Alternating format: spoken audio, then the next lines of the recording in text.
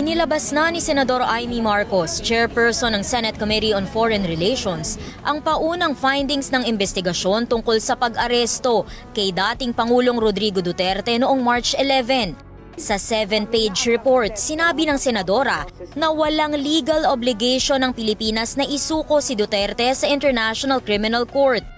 Anya, walang request mula ICC para sa extradition o pagsuko kay Duterte.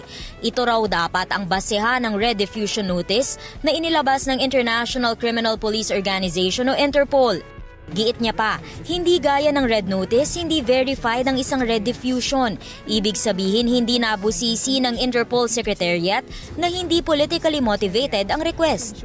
Para sa senadora, tinulungan ng administrasyon ng kanyang kapatid na si Pangulong Marcos ang ICC kahit paulit-ulit nitong sinabi na